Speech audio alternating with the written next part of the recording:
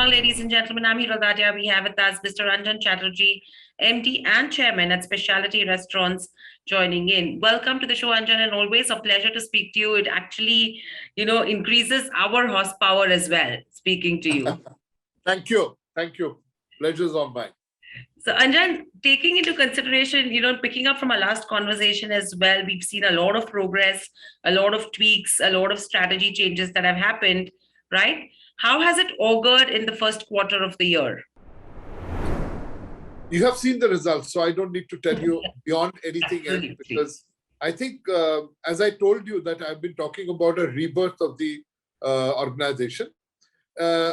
Pandemic taught us a lesson. That the first lesson was we were, of course, sustaining the ones over a period of time. We were in the we wanted to actually close them one by one, but then when pandemic came in, it was a question of survival. During that period, we shut down many stores of ours which were not making profits. So first thing is that, so non-profit making restaurants, during that we took a decision, nahi ye inko hum aage nahi badhayenge. So that became robust because you only had profit making restaurants.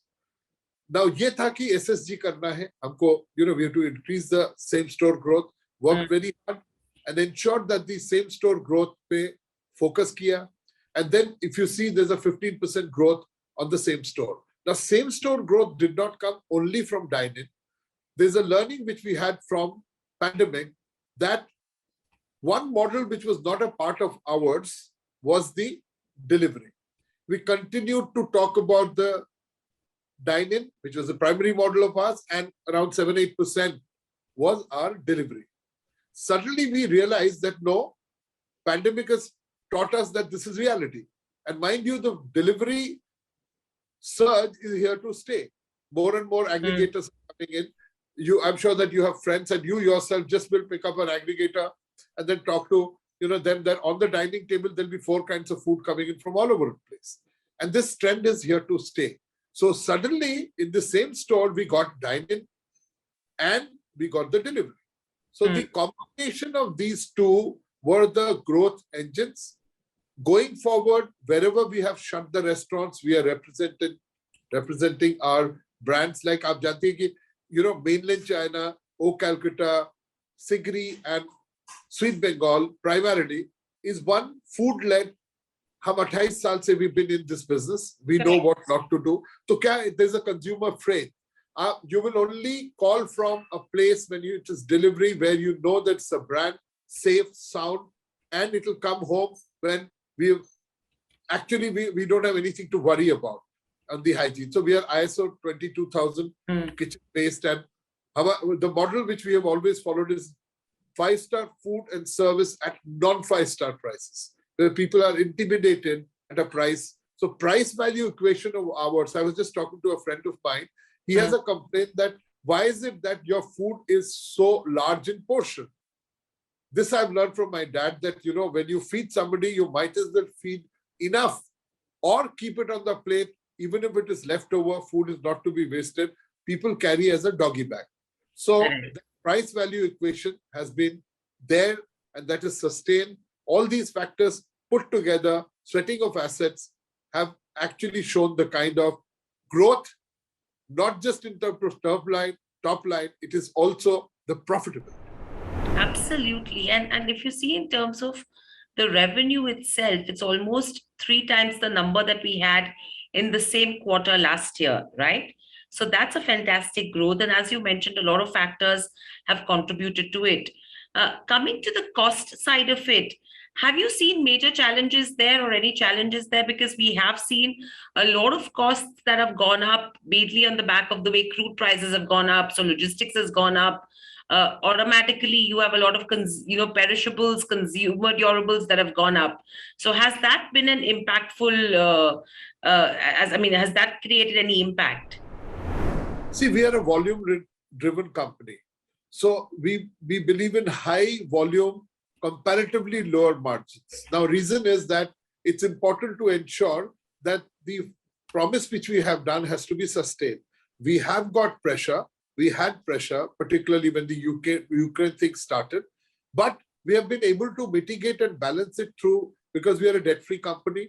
being a debt-free company, you can actually talk to a supplier and say that, listen, you take this in advance and give us a 2% discount. So the kind of price rise for the material input cost, which anybody else would have, we have the leverage to ensure we control it, but we passed on to the consumer only 3 to 4%, which is understandable because even the consumer knows that the prices have gone up, input costs. So that we maintain, and I think that that has been a balancing act. So we've not been very stressed. We've been running this business. We've seen ups and downs. We know exactly what to do, and then things are going in the right manner. Right. And overall, if you see in terms of the other income, I do see a note that was mentioned over there as well. If you can just help us understand what is that other income pertaining to? See, the other income is in the form of one particular GST discussion. Pre-GST, we had a service charge. I would not call it dispute. We had to pay an X amount of service charge, which we protested, and we paid it, but it was not accounted for in terms of their books, in the sense that they had to, because the logic we gave to the commissioner and all the authorities, that is something we shouldn't have been paying. Many companies did not pay. So that was sustained over a period of time. We put all our efforts. The authorities, the government authorities understood. So they had given us a reimbursement of around 5 point something, I don't remember. So that's the other income primarily, which is come in and put in this quarter. Right. And overall, from here on, how are you seeing? I mean, I understand that both a combination of delivery and dine-in has augured well, right, for the company. But how are we seeing that split between revenue contribution and profitability contribution?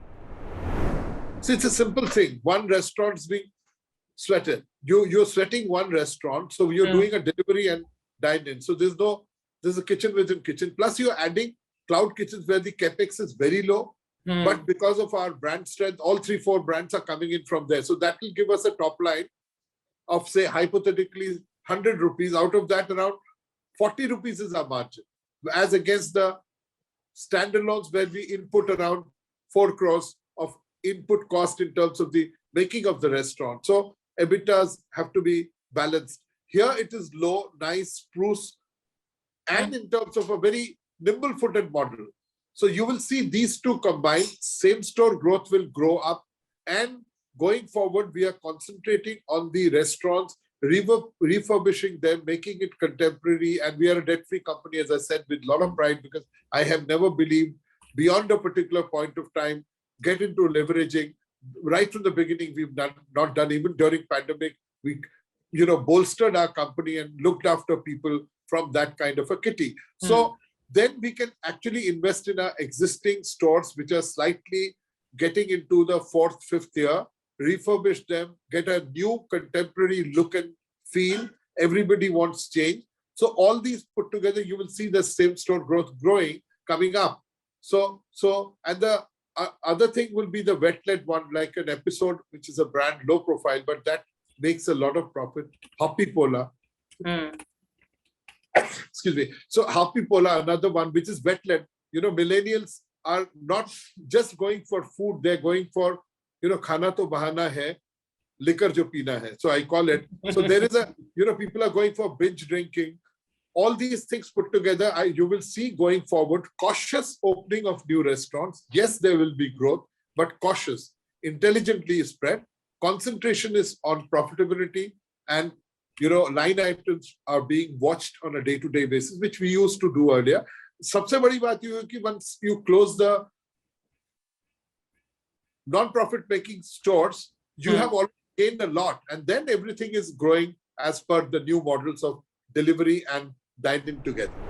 Right. So overall, what's the same store sales growth target that you look to achieve in the next, say, 12 to 18 months? See, we are looking at, from the same store growth, we are not being over ambitious. We are talking about a double-digit growth going forward. And that will come from the fact that we have already started renovating and looking at restaurants and optimizing the space, making a wet-led base bar, optimizing because liquor is very low in a fine dining or at food led. Mm. So we want to go up on liquor. So the contribution of liquor, which is at the moment 10-12%, we want to target it to 20%. So it will be a double-digit growth we have projected. Right. And overall, if you see in terms of the growth, and we are saying 10 to 12% growth, you were saying double-digit growth in terms of overall performance, right? No, that I'm not allowed to give you. We are Okay. looking at the same store growth. That's the target. Okay.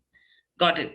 And overall, if you see in terms of number of restaurants or cloud kitchens, what's the target? How many do we plan to open and in what locations?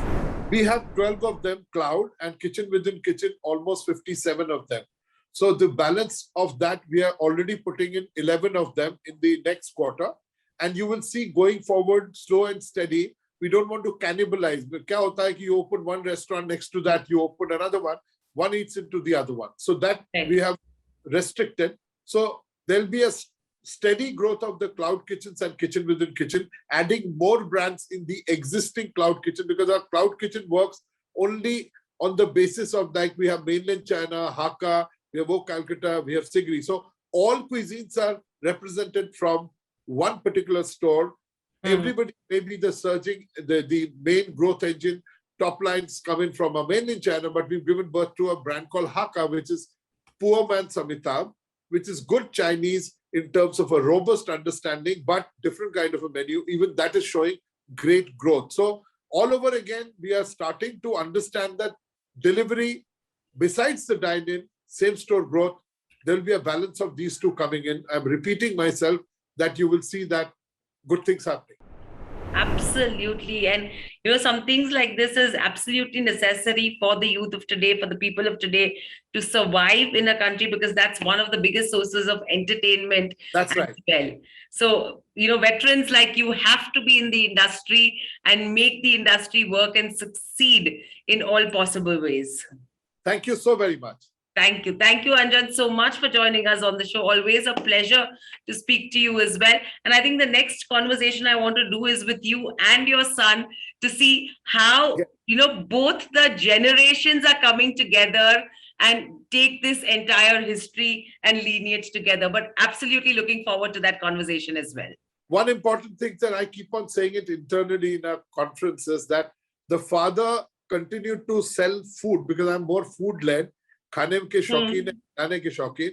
The son is selling and getting into wet-led, so wet-led liquor-based. So there's an ideal combination for a corporation when you see a young guy around and he understands the space, whereas I continue to learn from him and then we have an interaction. Absolutely. So hoping to do a next conversation with both of you together. Thank you so very much. Thank you, Anjan. Thank you so much. Yes. Stay safe. Subscribe to our YouTube channel for in-depth interviews of India Inc. and press the bell icon so that you do not miss our updates.